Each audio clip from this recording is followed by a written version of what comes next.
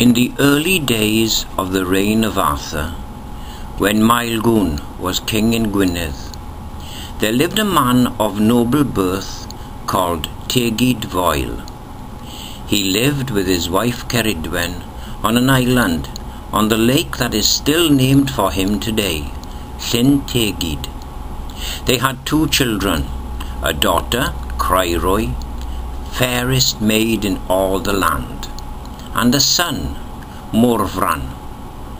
As Crairwy was fair, he was foul, the ugliest man in all the world, such that he was called a Fagddi, for only in the darkest time of night could he be looked upon with kindness. His mother despaired that he would ever find favour in the noble courts of men, unless he had some merit to counter his ugliness. So Ceridwen bore herself to the hidden city of glass, deep within the mountains of Eryri, and there she consulted with the Fairies. From their wisdom and arts she returned home, and at the edge of the lake she began to boil a cauldron of inspiration for her son. She found a young boy, Gwion Bach, to stir the cauldron and fetch the wood for the fire, and an old blind man, Morda, to keep the fire kindled. She instructed them that they were to keep it boiling for a year and a day, during which time she, according to the phases of the moon and the alignment of the stars, gathered herbs to put in the cauldron at their appointed times. One day, towards the end of the year, as Ceridwen was making incantations, 3 drops of the charmed liquor flew out and landed on the hand of Gwion Bach. Because of the great heat, he instinctively put his hand to his mouth.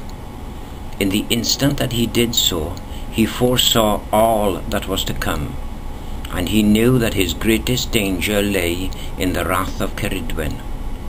Gwion fled. When Ceridwen saw that her labour of the year was lost, and that Gwion Bach now had the blessings of the potion, she chased after him to kill him. When Gwion saw Ceridwen chasing him, he turned himself into a hare, for the cauldron, among many other things, had given him the power of the Fifor, the shape changer. Ceridwen changed herself into a greyhound, and was almost upon him, when he leapt into a river and turned himself into a salmon.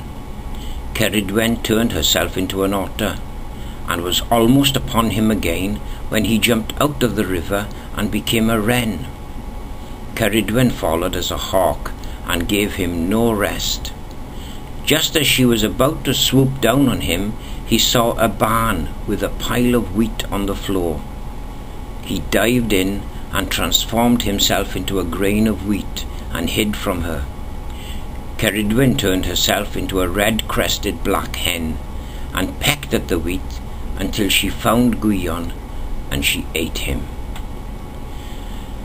When she returned to human form, Ceridwen discovered that she was pregnant, and for 9 months she bore Gwion in her womb, determined that when her time came to be delivered of him, she would kill him. But when he was born, she found she could not harm him because of his great beauty. So she wrapped him in a leather bag and cast him into the sea, to the mercy of Manawydan ap Llyr, god of the seas and oceans. This was on the 29th day of April. In those days, between Dyfi and Aberystwyth, lay the weir of Gwyddno Garanhir. Gwyddno had an only son named Elfyn. Elfyn was the most unlucky of men. It grieved his father, for it seemed that Elfyn was born in an evil hour. Everything that Elfyn attempted came to naught, and good fortune was never with him. That year, Gwyddno allowed his son alone to draw from the weir. For on the 1st day of May, the ancient feast of Calan Mai, the weir had never given less than 100 pounds of fish. In so doing, Gwyddno hoped to turn around his son's bad fortune. On that day, when Elphin went to look, there was nothing in the weir. Such a thing had never happened, and even the weir guards looked with pity on the sad misfortune of Elphin. He was about to turn away when he saw a black bag caught in the nets. With the aid of the weir guards, he drew the bag out, and within was a child whose brow was shining with a radiant light. One of the weir guards exclaimed, "Canfod a Taliesin! Behold the radiant brow." Elphin replied, "Then Taliesin he shall be named." Elphin carried the boy in his arms and carefully rode with him back to his house, all the way lamenting that he still had no good fortune and nothing to show but an abandoned child. The babe Taliesin spoke for the first time and foretold honour for Elphin, and his first words were a poem called A Dihyddiant, the Consolation. Elphin deg taw a thwylio, na chabled neb yr eiddo, ni wna les drw gobeithio, ni oel dyn dim ai portho, ni bydd eoig gweddi cynllo, ni thir dew ar a ddawo, ni chaid ynghored wyddno erioed cystal a heno. Elphin deg sich dy ddairydd, ni werid bod yn rhybrydd, ni wna les gormod cystydd nac amhau wrth iaidd o fydd.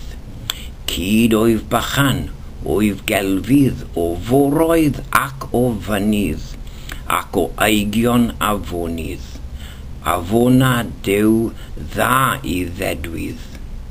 Elphin gyneddfau diddan, a nwraidd yw dy amcan, ni rhaid i ti fawr gwynfan, gwell dew no ddrwg darogan, cyd bwyf aiddil a bychan, arnod garw ferw mor dylan, mi aw na fynydd cyfrdan, i dwell no thrychan maran.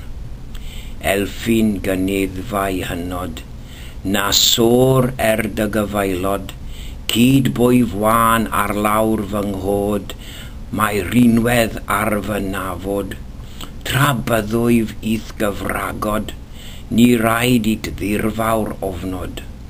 Trwy gofa enwau'r drindod, ni ddichon neb dy orfod. From that time forth, Elphin became the most fortunate of men, and for the rest of his life he had many reasons to bless the day that he drew the babe Taliesin from the weir of Gwyddno Hir. This is how the tale was given to me, and this is how I give it to you.